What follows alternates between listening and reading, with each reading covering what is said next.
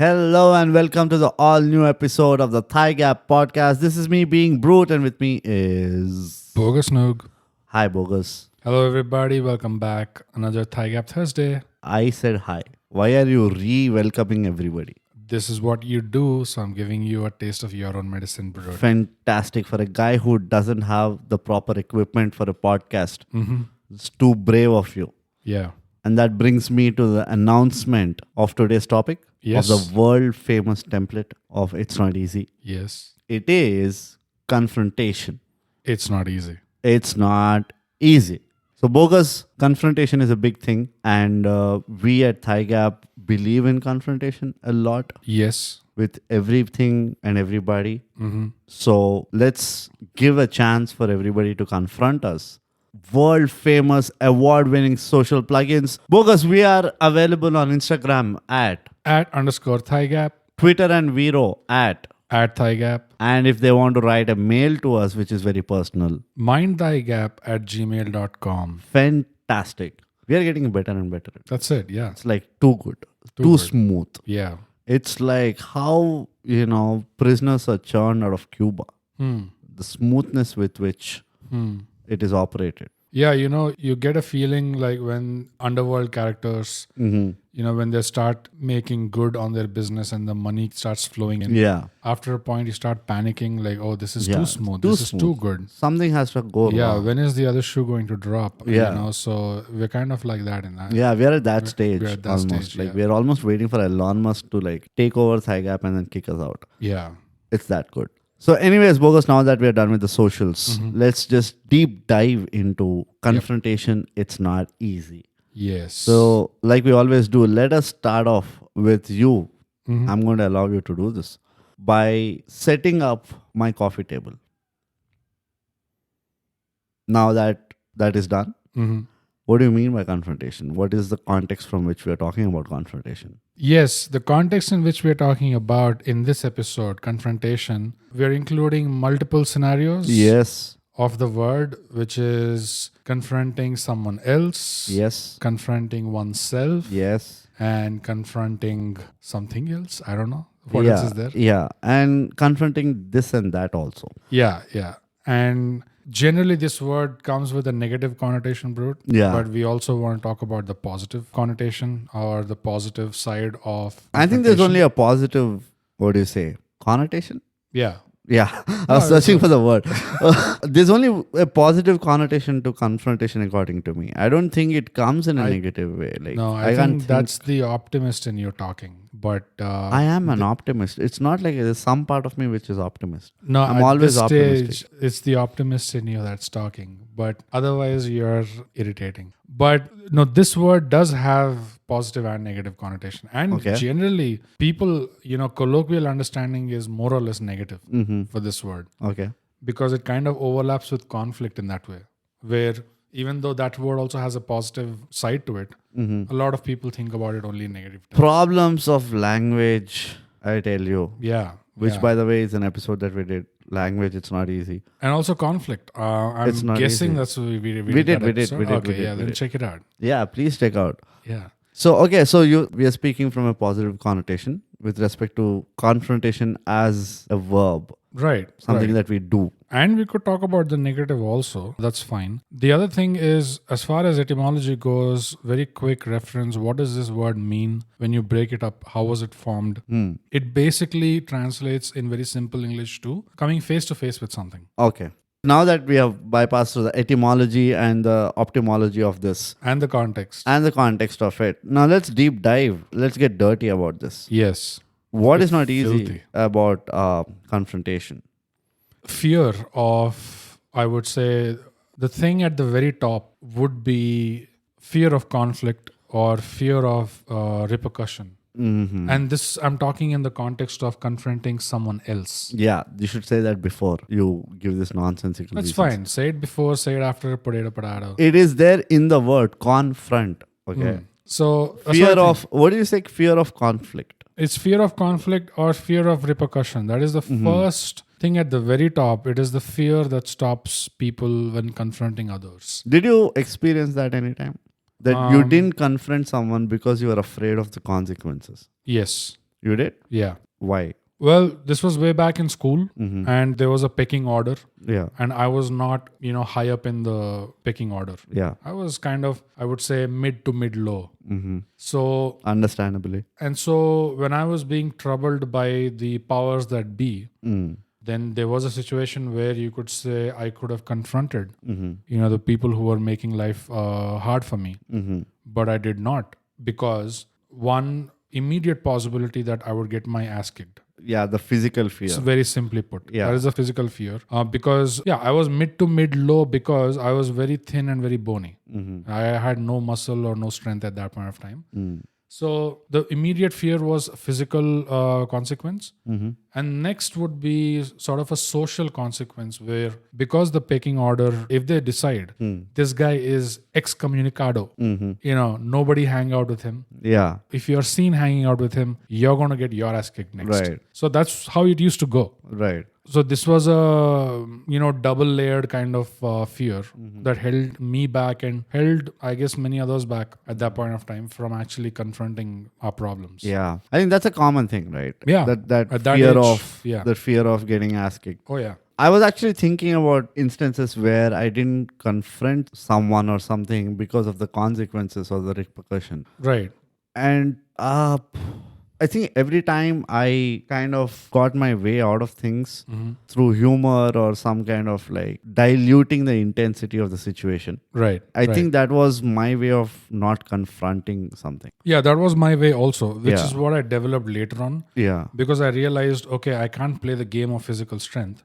So I have to play some other game now. Yeah. And that's where the communication skills, etc., I think got honed a little better, where I could pull their leg or I could make sarcastic comments on them in such a way that they would also find it a little bit funny and they would also laugh, and it would diffuse, the situation. Yeah. And the other thing is that it conveys in a way that you're not the guy having the problem, Yeah. which is actually not the truth. And that is what started bothering me later on. Right. That, okay, I can't keep pulling up this game because they don't seem to be getting it. So it eventually led to me confronting what it is and to tell their boss, you know what, all fun and games aside, but the fact is, let's call a spade. And this is what I feel or whatever. Yeah. And oftentimes it always played out well for me. When you confront, but again, we'll go deep into that. Right. As to how you confront and, what can make a successful confrontation. Yeah. Not that I'm an expert, but the thing that I always observed in myself is when I'm confronting someone, the most important thing that I would always do was set up the context. Okay. Saying that, see, this is the reason or this is the background of why I'm here to tell you what I'm here to tell you. So that always brought people on the same page, if not anything else. Okay. And that helped, I'm guessing again, that might have helped the person on the other party to kind of, draw a rationale to what I'm trying to say or connect to the rationale behind what I'm saying. Right. So that piece was the easier part to do for me.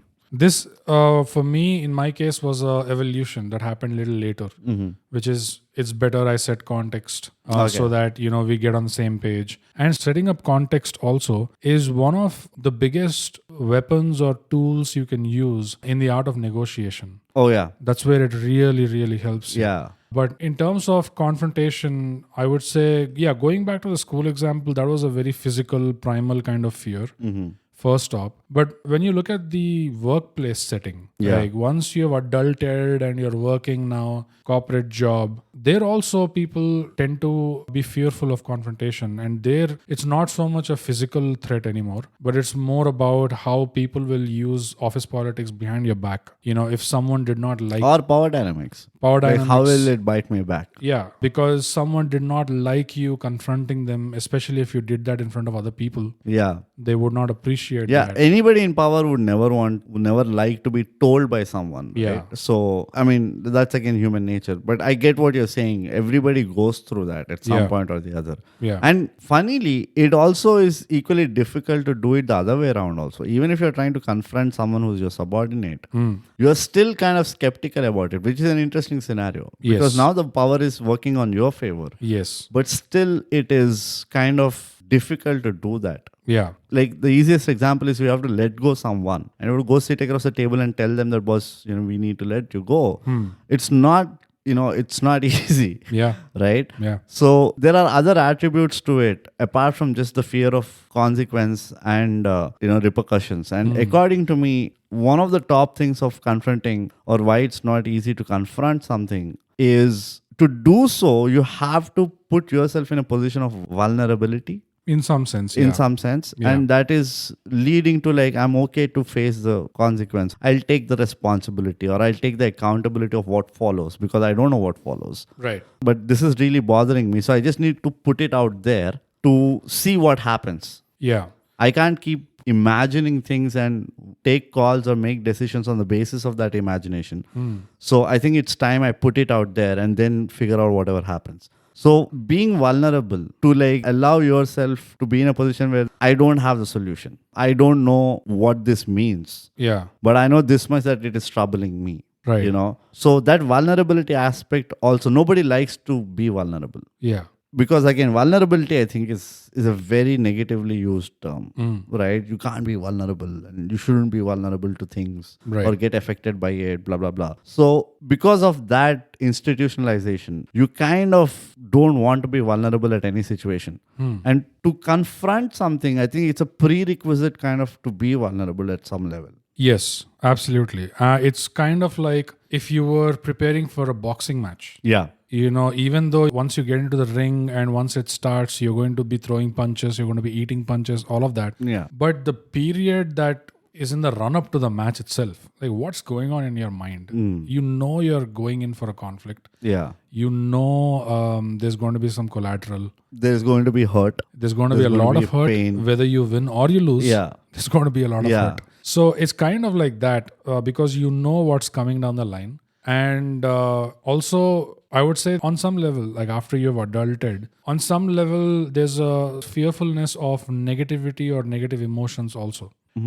People just don't want to be around that scenario. For example, like if you were a manager and if you were tasked with firing people, which is very topical and relevant for today's scenario. Absolutely. I think by our count, at least like about 130,000 people cumulatively, give or take. I guess it might be more eventually. Eventually, yeah. We are glad that ThyGap has no firing going on. So if anybody wants to kind of, join the club. Yeah, so that we can. We never kick out our Instagram influencers. But yeah, so if you were a manager and you were tasked to terminate an employee, and it's a very interesting thing that you brought up, which is it is not easy even when the power equation is on your side. So why does a manager not really enjoy that situation when personally they have nothing to lose? Because if we talk about office, we mentioned workplace politics, we mentioned power dynamics. All of these things are kind of cynical in their outlook. But why does a manager not enjoy doing that? Part of the reason could be that I just don't want to sit through that. They'll be looking at me with those eyes and they'll be like, but what did I do? Yeah. Can you please do something? I don't have all the answers. Yeah. Can you help me? Where you know that, okay, you're just in middle management. Yeah. You were tasked to basically drop the poop on someone. Yeah. But it was shit by someone else. It was parceled to you. It's dirty work. Yeah. It was delivered to you and you have to be the final guy. Right. The last mile delivery. Right. Basically. So you're not going to like it. You're going to be reluctant to do that because you know that you have to come in face with all these, the negative reaction of the employee. And to be not so cynical about it, a part of you may also feel that it is wrong. It is wrong. Yeah. That this employee has been terminated for no fault of theirs. They didn't deserve this. You're in kind of a helpless state where you have to deliver the message, but you can't do much more than that. Yeah. So in that scenario, we've just agreed that, a person in that position would be hesitant to go through with it, like walk into it without any qualms because of these factors. Right. But then if you actually paused and took a look at it and say, okay, I'm just the middle manager here. I'm not the one who decided that this person needs to leave. Right. This is not my decision. I'm just a messenger. Right. And at the same time, I feel really badly about what happened or what's happening to this person. So I fully expect walking into this room that there's going to be negative emotions. There's going to be protest, Yeah. or there's going to be that kind of a outburst, and they may get very emotional as well. And that is fully understandable, especially if you think they don't deserve it. Right. Then obviously they're going to react in that way. Also, I think there is some level of apprehension in you giving it away by agreeing with them. Yeah, we feel like we are. We are not supposed to agree with them. Yeah, we feel like our hands are getting dirty Yeah. because we did not fight or Correct. something like that. Correct. There's some kind of morality issue there. There's always that gray area Yeah. for sure. So if you paused and took a look at it, and if you walked into that room as a manager who fully realizes and understands that this is not my decision, I am just delivering a message, and I am empathetic, towards this employee because I believe that they don't deserve it or they did not deserve it. If you walked into the room with that kind of a context, How in many your times are mind, you going to walk into the room? with that kind of an understanding, then the way you deliver the message to that person and the way that they react to you will be markedly different from the usual what you get to see. Yeah, the blunt way of saying it. The blunt way of saying it, and where the manager also goes into a defensive kind of shell, Yeah, which makes it worse from the employee's the guy who got fired. standpoint. Right. Because it's almost like the manager who did not make the decision is now acting like he made the decision. Yeah. See, that's the thing about confrontation, and which is why it's not easy. The other part about it is confrontation is a lot to do with the way you do it. Yeah. And because it is so less done, you do not know what is the right way to do it. Yeah. So you end up just blurting it out. It already is a difficult choice to decide to confront something. Yeah. And once you've decided, it's still not job done, right? Like you need to make sure you've done it right. Yeah. So like a lot of things in life, confrontation is a very less practiced skill. So there are few people who do it with such suave. Yeah. So when they tell it to you that, I'm really sorry I couldn't do this or whatever, and you are like, yeah, you know what, no problem. You came out, you told it to me, you've been honest or whatever. You feel that they've done their bit by telling you or by confronting you that they've actually not done it. Yeah. So it is a negative result, but you feel good about it. Yes. Because of the timing. Because of the timing, it can be because of the way they said it. It can be because of, I don't know, honesty in their voice or the kind of words they used. Yes. Have you ever met a guy who broke up and they break up with such, finesse that the other person never felt bad for breaking up? Yes. I know a person who can break up so smoothly, who can reject someone so smoothly. Yeah. It is like the other person like, oh, you know what? No problem. I'm sorry. They feel like they are bothering you by doing it. Yeah. So, someone listening to your description of that person, they might misinterpret that to think He's a playboy. no, he's either sociopathic or he's, a psychopath where he can just smoothly cut people. Ted Bundy was that. But there's another side to it also, because in my experience, these extra talented people that you talked about, Yeah. they do it with a lot of empathy and respect. Yeah, respect, yes. Empathy, partly, yes. And that's the reason why the other person does not feel as hurt or as reactive. Yeah. I mean, they don't take it the wrong way, Yeah. And the thing that I mentioned earlier, which is timing. Timing, I feel, plays a huge role or a lot of weightage, because the scenario that you described a little while back, which is there was a deadline, someone was not able to meet it. So they came, they confronted you and they just said, hey, this is the case, this is the scene. Yeah. So it didn't happen within the time, so I need some more time or something. It doesn't matter if that person, if this person would have waited until later. Till I asked him. Till you asked them. Yeah. And then if they would have used the same polite way of talking, the same communication, soft skills, it still would doesn't not matter. have mattered to you, because Makes sense. the time is already lost. Yeah. Also, statistically, when you confront early morning between 7 to 9 is the Yes. best time. Right. Like that's before office hours. Most of the people are not in a bad mood. Yeah. So They're early not morning fully woken up Yeah, yet. they're still not fully woken up to Yeah. like comprehend what you just said. Yeah. So it's a good time to catch them. you Or know. immediately after lunch where, they're still a little bit dull. Yeah. Yeah. Yeah. Or during when they're sleeping. Yeah. It's the best time. Statistically, 100% success rate of confronting people comes when they're sleeping. Or while they're having lunch. Yeah. In the cafeteria. Yeah. You just pop up from behind, you put a Right. hand on their shoulder and say, hey, by the way, I just wanted to say this. Yeah. Just whisper in their ear and you walk away. And walk away. Yeah. Or the best time is, go to the graveyard. Confront to the tombs. Yes. It's the most beautiful way of confrontation. It's amazing. There's no repercussions at all. Yeah. Whatever had to happen has already happened. Yep. But what else do you think is difficult? What is not easy about confrontation? And from the perspective of doing it to others? I think one thing, typical ThyGap fashion, that we have to make clear for our listeners is we've mentioned two words, confront and conflict. Yeah. And both of these in general tend to have negative connotations. Yeah. And both of these in general may be interpreted to mean the same thing. No. Whereas what we want to clarify is confront has sort of an element of surprise, associated with it that conflict does not have. Yeah. So if Brute and I are in conflict, Yeah. we already know about it and we are like, chal, 2:00, Yeah. let's meet outside. Yeah. And we'll decide. There is a process. There's a process. It's like a 41-step process that we have to dissipate a conflict.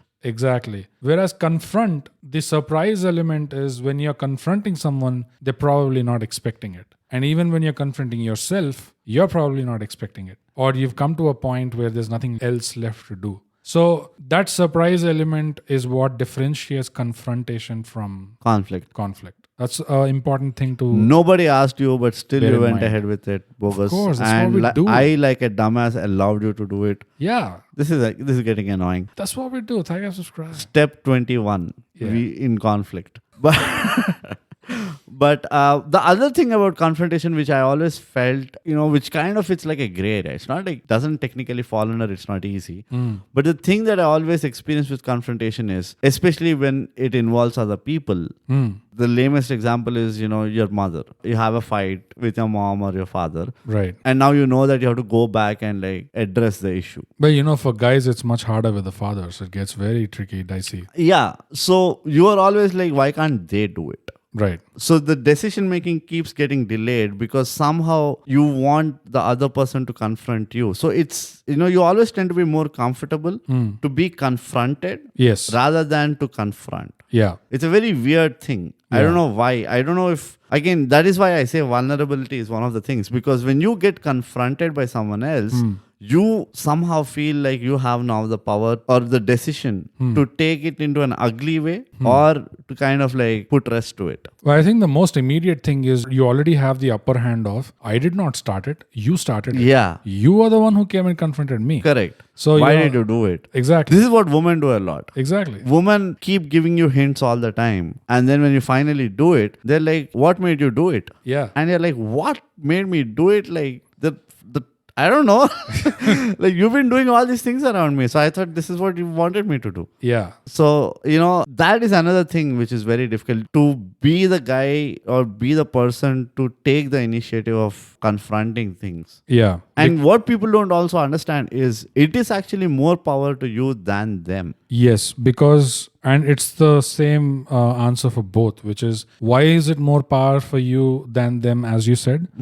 And why is it harder for you to initiate rather than be confronted? I think both of these go to the same thing, which is the person who initiates is taking the responsibility. Yeah. The person who is confronted has no responsibility. Yeah. Like, they just now defense. Yeah. And the other thing is, like, you will understand how much it means for the other party. Yeah. If they take it lightly, if the result of the conversation after the confrontation Right. is weak, Yeah. or if it is too superficial from the other party, Yeah. you get a clear-cut answer that there is no point. That person is not on the same page where I am.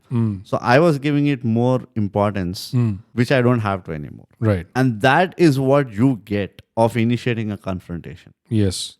So that is why I say it is more power to you, because you are the one in both the parties who want to know the answer more than the other person. Yes. And at the end of the interaction, who walks away with power? It is the person who initiated the confrontation. Yeah. For sure. It might be momentarily the other person might decide or have that kind of upper hand. Yeah, but then the one who takes the onus to actually clarify things definitely will eventually end up as in more of a winning position. Yeah, and I'll give you the example also of the benefit of confrontation or initiating the whole thing. If you have siblings or cousins around, Right. when you're growing up, try to recollect the time where you've eaten that extra piece of chocolate which was Supposed to be shared. supposed to be someone else or Right. shared. The person goes around asking everybody like who ate my chocolate or whatever, right? And now you are kind of figuring out answers to escape that situation, because if they come to you, you Right. know the fact that, oh fuck, I'm fucked. Yeah. So that is the power of confrontation. Like if you address the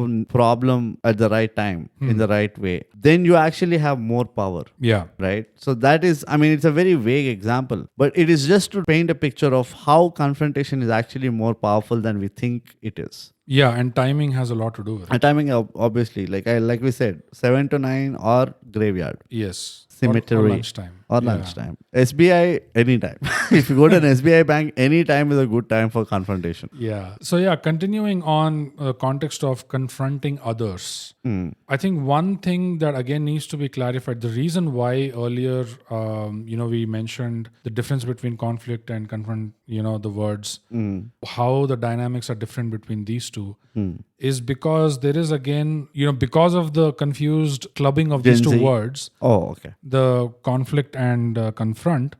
Conflict, we know that has an antagonistic kind of dynamic within it. I mean, there is a positive conflict also. There is a healthy conflict also. I But think- I'm talking about the negative conflict. Yeah, more than, what did you say it had? Antagonistic. Yeah, more than antagonistic. I think conflict has more of an aggressive tone to it, which is why people don't do it. That's my take on it. Well, Like- what I mean by antagonistic is it is against. Like if I'm in conflict with you, then we're pretty much yelling abuses at each other or fighting with each other, negative kind of conflict. Which is what I'm telling you. Say if you use the same word, I'm digressing a little here because I want to get this really Right. correctly. Okay. If I have a conflict with you in an idea, Right. and I have a disagreement with you in an idea. Sure. Disagreement is a lot more softer. Yes. When I say I have a conflict with you in an idea, Right. or our ideas conflict,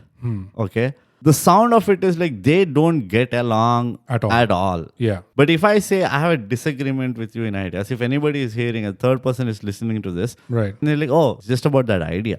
It's not the whole person itself. Right. So I think conflict as a word has a lot more aggressive gravitas or intensity Yeah. in itself, in the tone of how we use it, Yeah. which is what makes it very misunderstood. Yeah, and the point I was trying to make was when you look at colloquial understanding and processing of these two words, conflict and confront.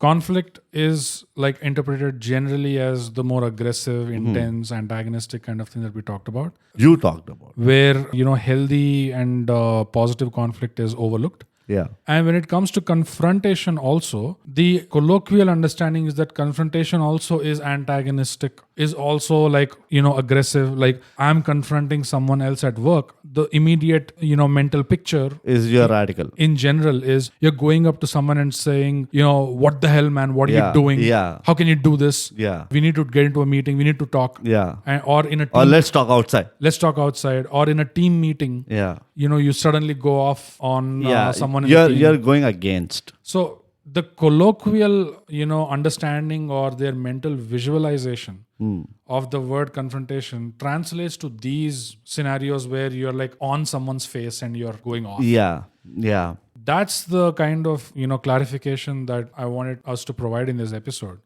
which is that Which could is be done. that could be true for conflict, like the negative form of conflict, because it's more aggressive, it's more intense. That could be true for conflict, but it doesn't have to be true for confrontation. Confrontation, there is no rule, there is nothing that says confrontation has to be you in somebody's face and you're going off on them. I think philosophically, the confrontation or the word confront or the dynamic is about coming face to face with something at the right time or at the relevant time. When I say face to face, right, it is not ignoring it. Like there's so many examples we have at work. Do they is it the right usage if I say I have to confront my fears? Yes, it is. So at work also we see a lot of this happening where your manager, you're sitting in a team meeting, right?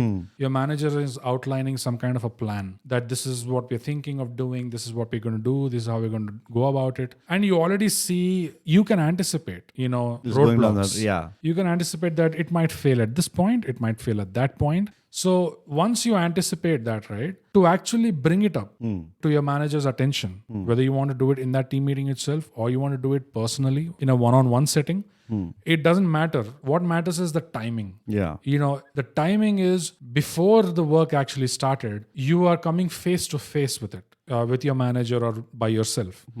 That is, you're doing it when it matters the most, the timing. So that kind of confrontation, if you just go and say, hey, Brute, that was a great presentation you made in the meeting. The plan looks solid. It sounds great. There were just a couple of points where I could anticipate, that we could come across these roadblocks. So I wanted to bring that to your attention, get your feedback, and then, discuss or talk whether you think we can put any contingencies in place like plan B, plan C, etc.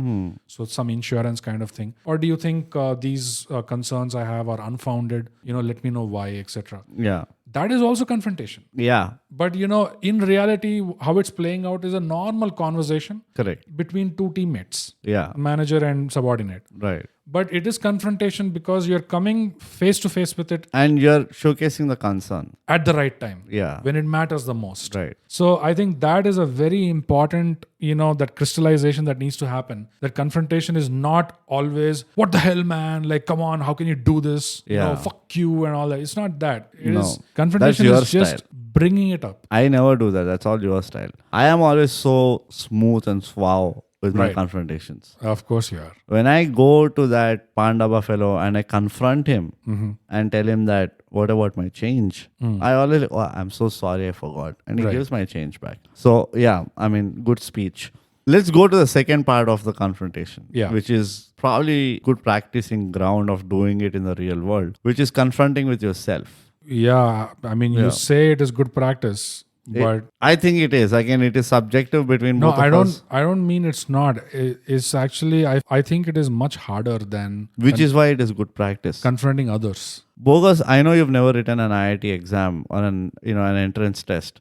The practice tests are always tougher than the actual test, and that is because your practice should be harder than the real test. Anyways, it was a great analogy.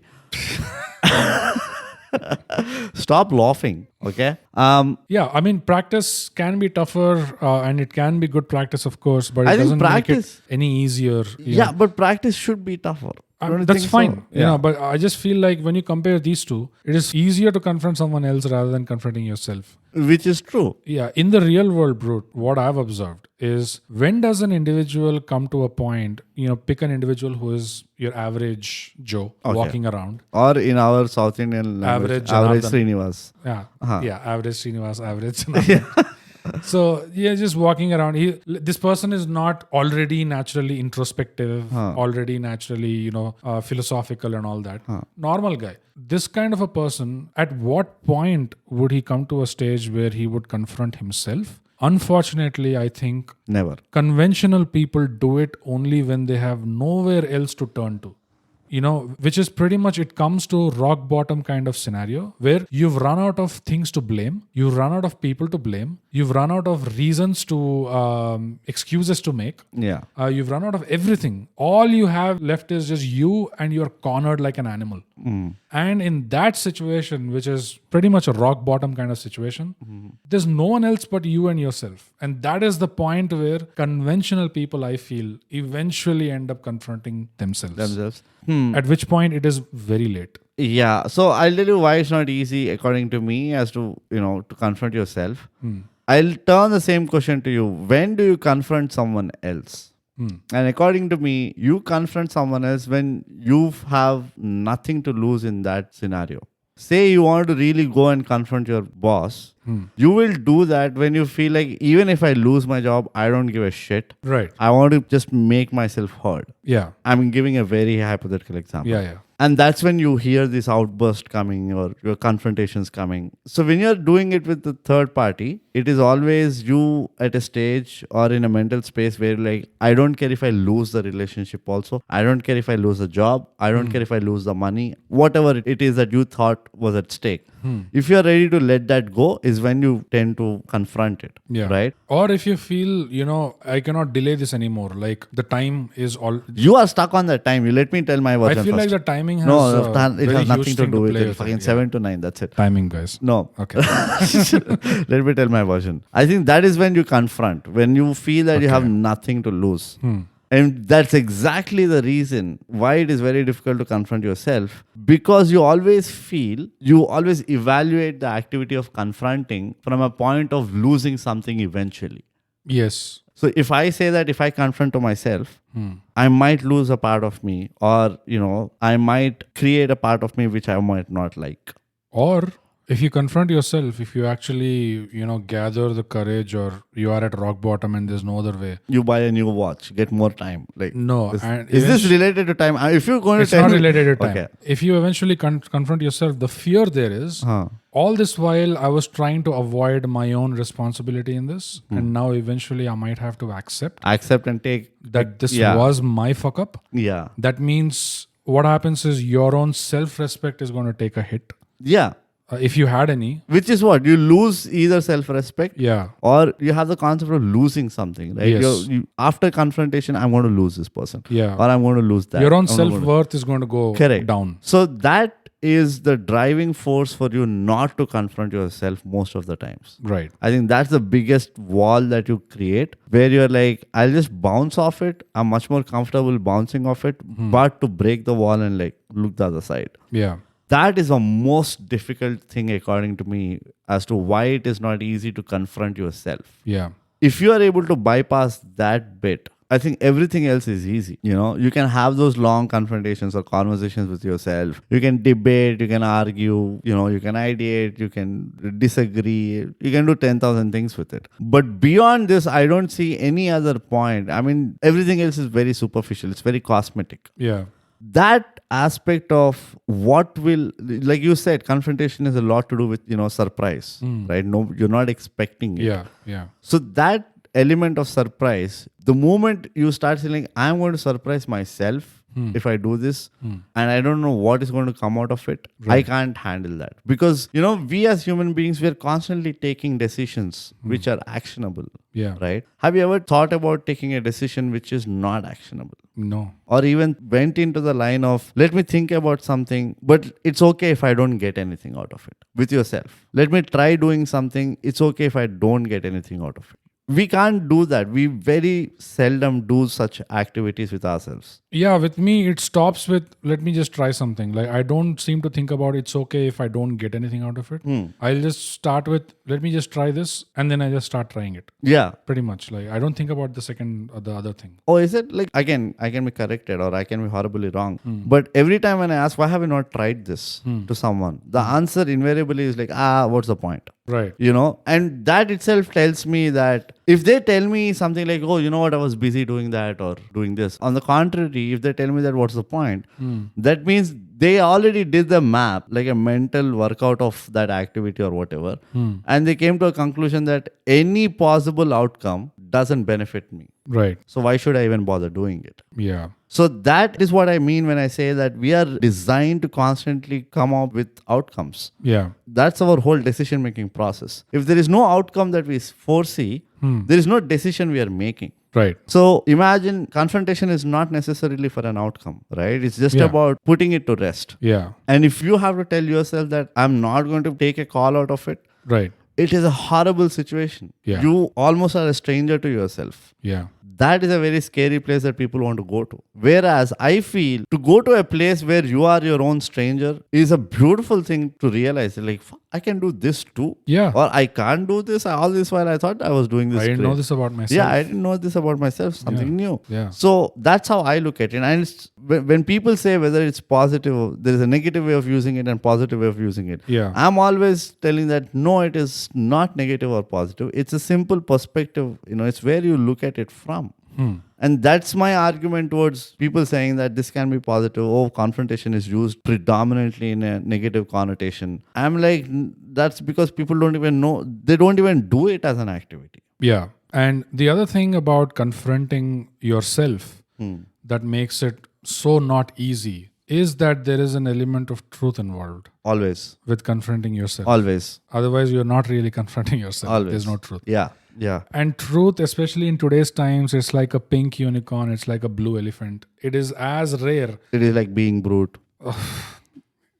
It is. You just crashed the metaphor too. No, it is. Oh, as if like you spoke about the right time. As if like you're bloody SBI banker, like teller or something. Of course. You have that in your blood, don't you? Like somebody very close in your family is like an SBI teller. So yeah, the truth is so rare that it is hard to process it. The rarer it gets, it is hard to handle it. It's like a hot piece of coal in your hands. And when you're trying to confront yourself, there's always that element of truth involved. And truth is never easy, comfortable, convenient, easy. Yeah. Almost always the opposite of these things. Yeah. And we have to come to terms with that. And that's also what makes that it is confrontation. Powerful. Makes it so not easy. Yeah. Do you have any other points? Yes. Last chance. So there are 2 points. I'll give you a chance to say 1 point, and the second point we'll decide later. No, there are 2 points. Okay. Fast. We talked about the positive connotations of confrontation, right? Mm-hmm. So how exactly can confrontation be positive? I just wanted to quickly go. No, don't recap and all. Over just that. give me. Not recap. We didn't go into this actually. Everything that we spoke is positive, bro. No, in a more specific example, right? Okay. Like very quick example is if you meet someone at the workplace, and nowadays people at the workplace, when they meet and they hang out very superficially, they go around already calling themselves friends. When they're not friends. Yeah. They're at the most, they're just colleagues. Yeah. Acquaintances. Or acquaintances. Yes. You're not friends. They're aquatic animals. Yeah. A friend is someone you can trust, for a rainy day. You know that they'll be there for you. Yeah. That's a friend. Or you are in your rainy day because of them. Whichever way. Yeah. That's a friend. But what happens through confrontation amongst just acquaintances or colleagues?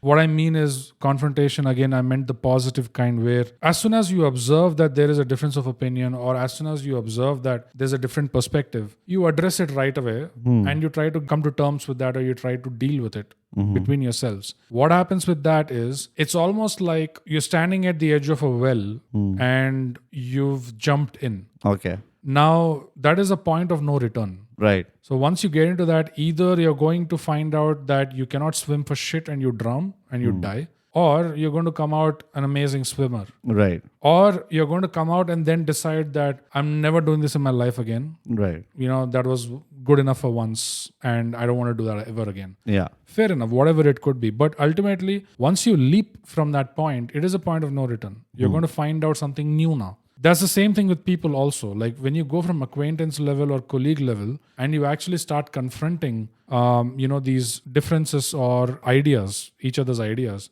then you find out more and more about the person that you're communicating with. And that either leads to a deeper, longer lasting relationship, or it leads you to realize within 5 minutes that I don't want to see this person's face ever again. Yeah. Both of these are huge positives. Yeah. Either ways, like if you find out immediately that I should not waste any more time or energy on this person, or you find out this person is for life. Both are ultimate positives. And Correct. You cannot reach there without that confrontation exercise. No, absolutely true. Person, absolutely true. I think it's a huge deal breaker. What, like you said, once you get into the act of confronting, you're already at a point where there is no return. Yeah. And you realize that it's sometimes good to be in that position where you yourself kill all your other options. Yes. Now you have only one option to like move forward from this point. Right. Rather than like, no, let me go back and figure out things. Yeah. So it is important. One of the things it develops is that, we spoke about it in length, that whole attitude of flight and fight. Yeah. Or freeze. or freeze. Yeah. Now it's, God knows, now it's melt and then there is fucking something else. Yeah. But you develop that tenacity Yeah. if you keep confronting tough situations in your life, and the more to yourself also. Yeah. So I agree to what you said. I don't have any other additions to it. But literally, my engineering, bro, when I joined, I was the 5th batch in my college. So there was only one batch that was outgoing, and things did not get too strict by then. Yeah. So when I was in my first year, ragging was still going on. And as juniors, we were intelligent enough to distinguish between the types of ragging. Right. Some seniors did it with malice and they did it with ill intent. Yeah. They wanted to insult you and demean you and dehumanize you. Yeah. And there were very few of those. And we knew who those guys were. Most of them, Yeah. they wanted to just have a good time. They wanted to, make you do something embarrassing Yeah. that you would, Open feel, up to them. Or make you do something embarrassing that would, kind of give your ego a little reality check. right. And through that friction and through that confrontational period, the eventual result was that we had great relations Right. with our seniors. Right. And even after the college ended, people keep in touch with their seniors and, they become friends for life. Correct. Again. Correct. After my batch, they actually tightened down on the ragging thing. And they were And like, that equation never no came ragging back. at all. Yeah. None. No interaction. If Yeah. you see junior and senior interacting, the staff it. used to automatically suspect Yeah. that there's some power No, dynamic. they would take a call. They would There like, is some oppressed going yeah, on here. Hitler's in the making. Exactly. Unfortunately, what happens because of that is there is no interaction, there is no friction, there is no confrontation between these two batches. Now the seniors have no idea who the juniors are. The juniors are losing out on mentors. They're losing out on big brother figures Yeah. that could actually guide them. Maybe they could share materials. So many things. So many There's things. A long list of There's things. so many benefits you have from interacting with your seniors. Yeah. So this was the downside of it. Now you've completely made people in silos. Yeah. Whereas there was a lasting tradition, there was relations that were being built for life because confrontation was happening. If only the leadership or the staff was mature enough to distinguish between there is this type of ragging and then there is this type of ragging. This we are not okay with. Yeah. We'll screw your happiness. Right. But this, by all means, Yeah. make them dance, make them walk around like hens. Yeah. That's all fine. Yeah. We do that anyhow, legally. Exactly. That should have been the case, actually. An Yeah. unfortunate reality is because people look at it and think, oh, someone is being oppressed. They look at it and think, oh, this is negative. Like, why can't you just hang out and joke with them? Why do you have to put them down? Why do you The have to word they insult used them? to use in my college was unethical, Yeah, look at that. which was so unfortunate. Exactly. I begged That is around my illiterate, seniors. that is. Yeah, I used to beg around for my seniors to like rag me, and they were like, "Dude, do you want to get us into trouble?" And like, yeah. But anyways, how is this related to Oh yeah, I got the point. Yeah, Fair point. Again, you're making good fair points. Fair and lovely. of course. So I want to end with this point, and to just make you happy, I'm going to correlate it with the whole time thing.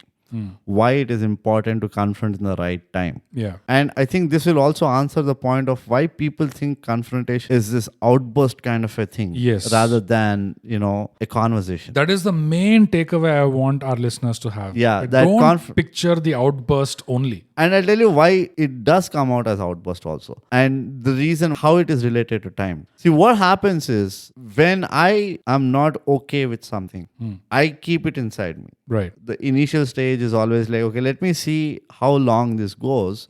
And I will do something about it when I can't handle it anymore.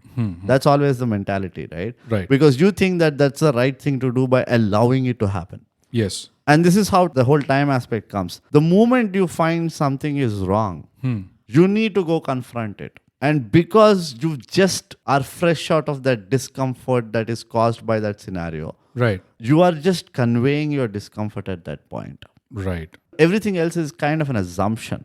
You are like, see, this is not comforting to me, or I don't think this is right. Yeah. And these are my rationals behind why I feel this is not right. It might be because what you said or how you think it is, or like you said in that whole plan of, oh, this is the plan to go to the market or whatever. And you are feeling like, because out of my experience, these things never worked for me. Yeah. So, Yeah. which is where the tone comes as more about from a learning perspective. Yeah. Like enlighten me, correct me if I am wrong. Right. Those kind of things. Now, what happens when you don't confront confront it, the moment you realize the discomfort is, now you sit there allowing it to happen. First of all, you're not allowing jack shit. You are just a part of it now. That's the first thing that you have to realize when you do not confront it right up in the beginning or at the right time. So when these things are happening and building, there are micro outcomes that are coming, which will not be in your favor from the word go, because you were not in tune with that whole plan or scenario from the word go. So by the time you realize that it's gone too far, you already pent up that frustration in you. You've already gotten enough disappointments from the outcomes. You already feel that you're a useless piece of shit, or at least people are thinking, I mean, all these things, right? So with all that energy, when you go and confront, it will come out as an outburst, no matter how politely you put it. Right. No matter how amazing English you use. The first indication that you confronted in the wrong time is when somebody says like, why are you telling it now? Exactly. The reason why the time shit is important is it not just about this is the law of it or anything, but it is for your own benefit of controlling your emotions and having a much less emotional conversation than having an emotional conversation. Yes, this is exactly what I That wanted is to how add you on. explain a point, bogus. Okay, which is why I say being brute is rare. I've confronted brute so many times, and he is rare. Right. Let me add on to that. Like the emotional part of it is extremely important. Yeah. Because there's a ThyGap example also. Like when we Don't expose us. No, not too much. We still have not decided to do the dark side of ThyGap yet. I'm not going to expose us too much. I'm just going to show a leg. Just the comer. Yeah, just till like kind of the midriff. That's it.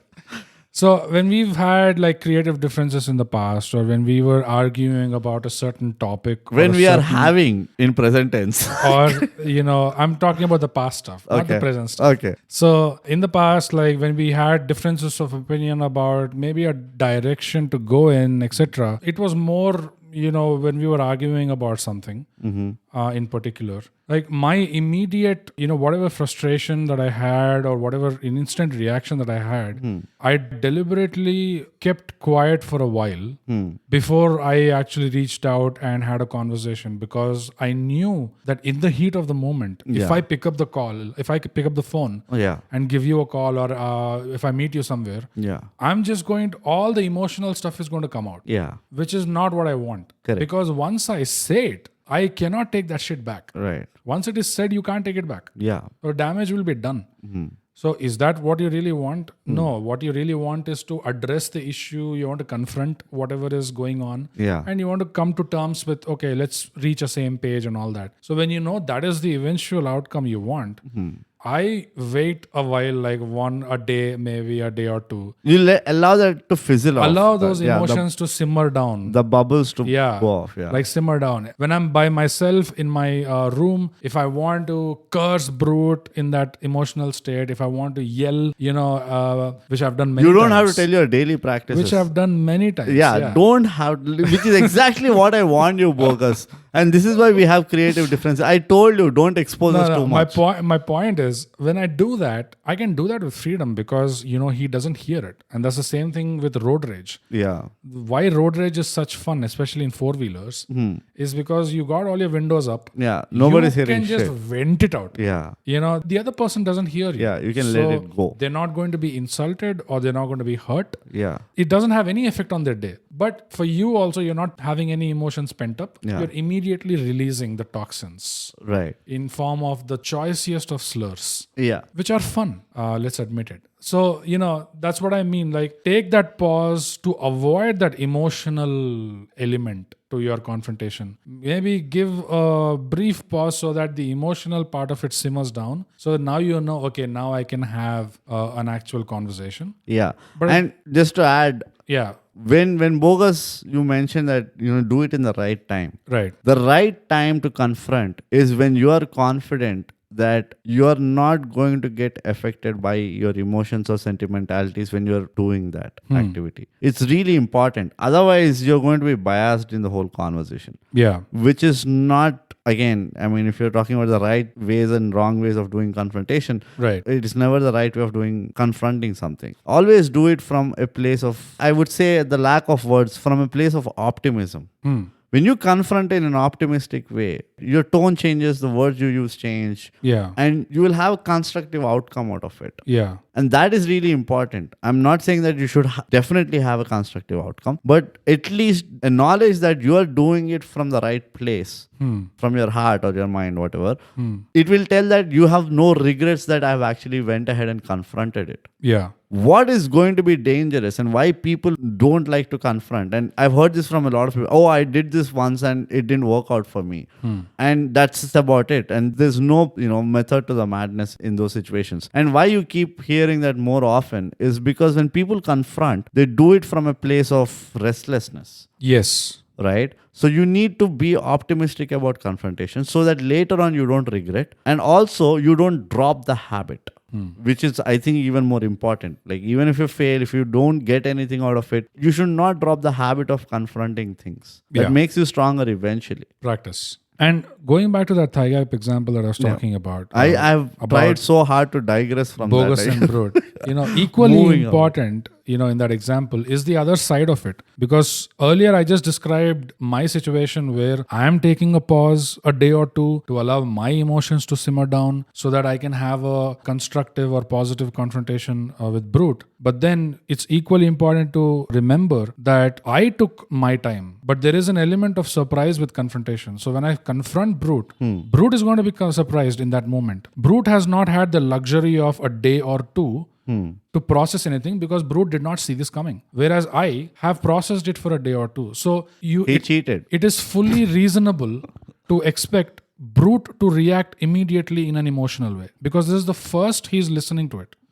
He's not had, Why are you talking? I'm right here. No, I'm talking to the listeners, like for the example. In the sense that the other person is hearing it for the first time. That is the element of surprise in confrontation, right? Because they're hearing it for the first time, you should be fully prepared for them to have an emotional reaction. And they will have it in an emotional way. And you be understanding and you be empathetic and allow them to vent it out, allow them to, pass through that because you've gone through that already. So give them that privilege also. Let them pass through that. Then once you can see that, okay, they've kind of let it out, now you can together have that constructive, optimistic kind of Conversation, yeah. But what did I do, bogus? You obviously jump like a monkey. No, this is where I said jump on the tables, you break this furniture. game can be played by two. When you confronted me, I was like, good job. Now let me take 2 days time.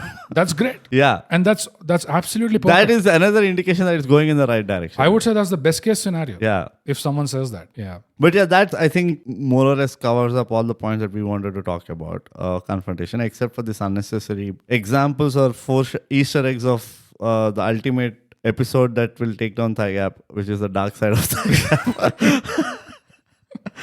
So that's about it. Confrontation, it's not easy, guys. If you have ever experienced something on confrontation, the difficulties that you went through or any hacks which help you confront in a better way, you can write and share it to us. And if it's worth it, we will also share it forward to other people. And most importantly, you can send us money. Money is the top most priority. We don't do anything without money at stake. Yeah, and send it to us as soon as possible because timing is important. Yeah. 7 to 9 in the morning before we get up. Yes. And before SBI even starts working. So no. Money is not that important. It's only semi-important. But do write to us, confront to us. Yeah. That's important. Also, on Instagram, we are at @_ThyGap. Twitter and Vero, we are at @ThyGap. And you can write a mail to us at mindthygap@gmail.com. That's it. That is all you have to do. That is it. So with that, we bring the episode to an end. Bogus, like we always say. Yep. ThyGap Podcast. Subscribe. And share. Share.